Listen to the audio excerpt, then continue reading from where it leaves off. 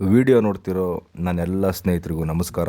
ಸ್ನೇಹಿತರೆ, ಈ ವಿಡಿಯೋಲಿ ಸುಲಭವಾಗಿ ವೆಯ್ಟ್ ಲಾಸ್ ಮಾಡೋದು ಹೇಗೆ ಅನ್ನೋದನ್ನು ಸಿಂಪಲ್ಲಾಗಿ ಹೇಳ್ತೀನಿ. ಸ್ನೇಹಿತರೆ, ವೆಯ್ಟ್ ಲಾಸ್ ಮಾಡಬೇಕು ಅಂತ ಅಂದ್ಕೊಂಡಾಗ ನಮ್ಮಲ್ಲಿ ಸಾಮಾನ್ಯವಾಗಿ ಬರೋದು ಇದು ತುಂಬ ಕಷ್ಟ. ಇದಕ್ಕೆ ಜಿಮ್ಮಿಗೆ ಹೋಗಬೇಕು, ಅಲ್ಲಿ ಟ್ರೈನರ್ ಏನು ಹೇಳ್ತಾರೆ ಅದನ್ನೆಲ್ಲ ಮಾಡಬೇಕು, ಜೊತೆಗೆ ತುಂಬ ಡಯಟ್ ಮಾಡಬೇಕು. ಅದೆಲ್ಲ ಈಗ ನಾವು ಮಾಡೋಕ್ಕಾಗಲ್ಲ, ಅಷ್ಟೊಂದು ಸಮಯನೂ ನಮ್ಮ ಹತ್ರ ಇಲ್ಲ, ಹೀಗೆ ಏನೇನೋ ಅನಿಸುತ್ತೆ. ಆದರೂ ಕೊನೆಯಲ್ಲಿ ಏನಾದರೂ ಮಾಡಿ ವೆಯ್ಟ್ ಲಾಸ್ ಮಾಡಬೇಕು ಅಂತಲೂ ಅನ್ಕೋತೀವಿ. ಓಕೆ, ಈಗ ಜಿಮ್ಮು, ಟ್ರೈನರು ಇದು ಯಾವುದೂ ಬೇಡ, ಬರೀ ವಾಕಿಂಗು ಜೊತೆಗೆ ತಿನ್ನೋ ಆಹಾರದ ಮೇಲೆ ಕಂಟ್ರೋಲ್, ಇದಿಷ್ಟೇ ಸಾಕು. 3-4 ತಿಂಗಳು ಒಳಗೇ ಒಳ್ಳೆ ರಿಸಲ್ಟ್ ಬರುತ್ತೆ. ನೇರವಾಗಿ ವಿಷಯಕ್ಕೆ ಬಂದರೆ, ಈ ವಾಕ್ ಮಾಡೋದು ಇದನ್ನು ಜನ ಸುಮಾರು ವೆರೈಟಿಲಿ ಮಾಡ್ತಾ ಇದ್ದಾರೆ.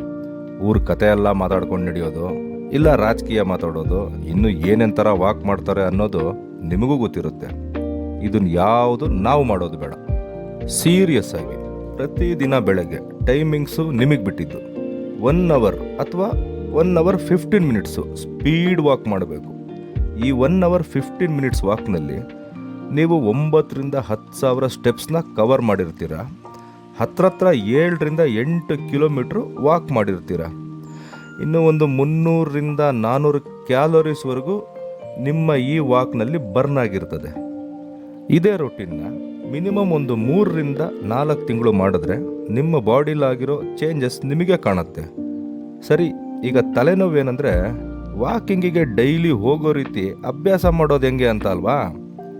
ಮೊದಲು 7 ದಿನ ತುಂಬ ಹಿಂಸೆ ಆಗುತ್ತೆ. 14ನೇ ದಿನ ನೀವೇ ಅದಕ್ಕೆ ರೂಢಿಯಾಗಿರ್ತೀರ. 21ನೇ ದಿನಕ್ಕೆ ಅದು ನಿಮ್ಮ ಲೈಫ್ ಸ್ಟೈಲ್ ಆಗಿ ಬದಲಾಗಿರುತ್ತೆ. ಇನ್ನು ಈ ಡಯಟ್ ಬಗ್ಗೆ ಹೇಳೋದಾದರೆ, ರೈಸ್ ಉಪಯೋಗಿಸೋದನ್ನು ಕಡಿಮೆ ಮಾಡಿ. ಉದಾಹರಣೆಗೆ, ದಿನಕ್ಕೆ 3 ಹೊತ್ತು ಉಪಯೋಗಿಸ್ತಾ ಇದ್ದರೆ 1 ಹೊತ್ತು ಮಾತ್ರ ತಗೊಳ್ಳಿ.